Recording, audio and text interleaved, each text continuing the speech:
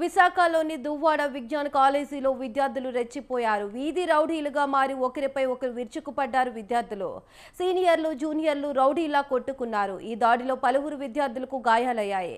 వారిని వెంటనే ఆసుపత్రికి తరలించి చికిత్స అందజేస్తున్నారు. ఈ ఘటనపై విద్యార్థులు పోలీస్ స్టేషన్లో ఒకరిపై ఒకరు పరస్పర ఫిర్యాదులు చేసుకున్నారు. కేసు నమోదు చేసిన దువ్వాడ పోలీసులు దర్యాప్తు చేపట్టారు.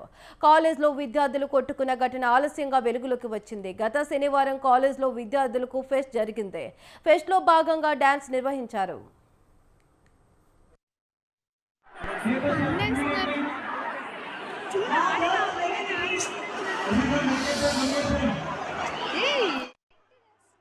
విజ్ఞాన్ కాలేజీలో యువతరంగాన్ని ఫెస్ట్ అయినప్పుడు డ్యాన్స్ ప్రోగ్రాంలో విద్యార్థులు డ్యాన్స్ చేస్తున్నప్పుడు ఒకరి కాలు ఒకరు తగిలింది. దాంట్లో వాళ్ళు గొడవ పడ్డారు. దానిపైన మనకు రిపోర్ట్ వచ్చింది. ఎఫ్ఐఆర్ వేసాము.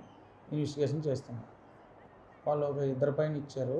అది ఇంకా ఎంక్వైరీ చేస్తున్నాం. నేను సండే అవ్వడం వల్ల అవ్వలేదు. వచ్చేస్తాం.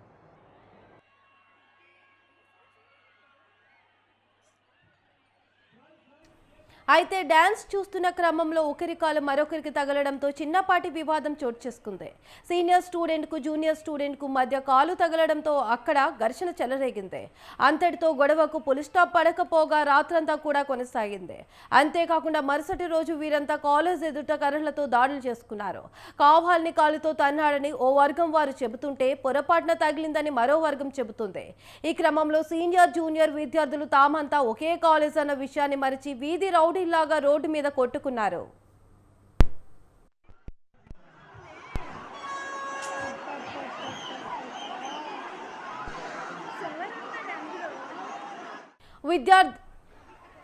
విద్యార్థులు పరస్పరం దాడులు చేసుకుంటున్న దృశ్యాలు భయానక వాతావరణాన్ని సృష్టించేలా ఉన్నాయి. ఈ వీడియోలు చూసి తల్లిదండ్రులు కూడా భయపడాల్సిన పరిస్థితి నెలకొంది. దువ్వాడ విజ్ఞాన్ కాలేజ్లో జరిగిన ఘర్షణలపై సీనియర్లు జూనియర్లు ఒకరిపై ఒకరు పోలీసులకు ఫిర్యాదులు చేసుకున్నారు.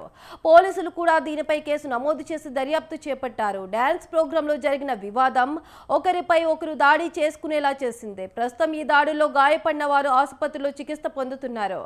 కేసు నమోదు చేసిన పోలీసులు విద్యార్థుల తల్లిదండ్రులను పిలిపించి కౌన్సిలింగ్ ఇప్పించినట్లు తెలిపారు.